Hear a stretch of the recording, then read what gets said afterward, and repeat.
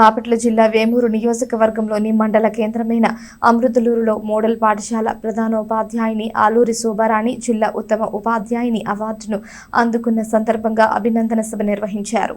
ప్రభుత్వ పాఠశాలలో అనుభవం కలిగిన ఉపాధ్యాయులు పనిచేస్తున్నందున కార్పొరేట్ స్కూళ్లకు దీటుగా విద్యార్థులు విద్యారంగంలో పోటీ పడుతున్నారని అమృతలూరు ఎంపీపీ రాపర్ల నరేంద్ర కుమార్ అభిప్రాయపడ్డారు.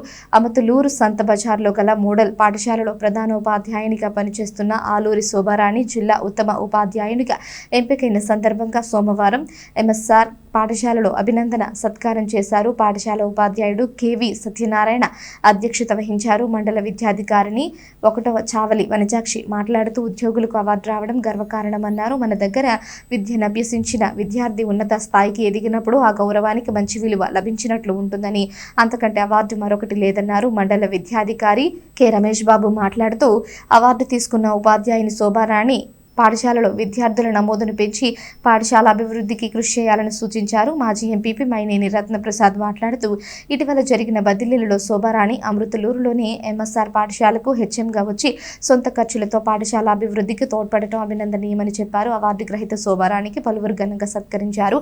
పాఠశాల ఎస్ఎంసీ చైర్మన్ పాలపర్తి వరలక్ష్మి, అమృతలూరు గోవాడ ఉన్నత పాఠశాల హెచ్ఎంలు శివశంకర్రావు, నిరీక్షణరావు, ఉపాధ్యాయులు కూచిపూడి పద్మశ్రీ, సుఫియా బేగం, యూనియన్ నాయకులు తాత నాగేశ్వరరావు, మండల విద్యా వనరుల కేంద్రం సిబ్బంది పాల్గొన్నారు.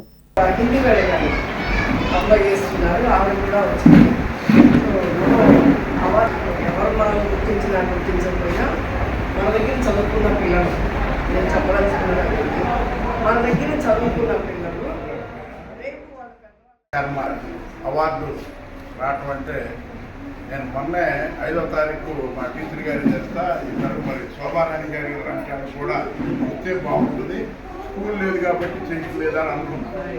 ఆ మరుసటి రోజే పద్మశ్రీ గారు మన మాస్టర్ గారు వచ్చి పనిచేశాను. ఆ తర్వాత ప్రమోషన్ మీద కసర్లంక, తర్వాత వెల్లటూరు, తర్వాత దుగ్గిరాల నుంచి టీఎస్హెచ్లో ఇక్కడ రావడం జరిగింది.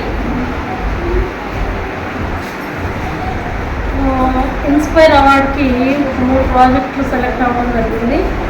తర్వాత నేషనల్ సైన్స్ కాంగ్రెస్లో కూడా మా విద్యార్థులకి స్టేట్ లెవెల్లో ప్రైజెస్ వచ్చాయి. అలాగే బాలోత్సవాల్లో కూడా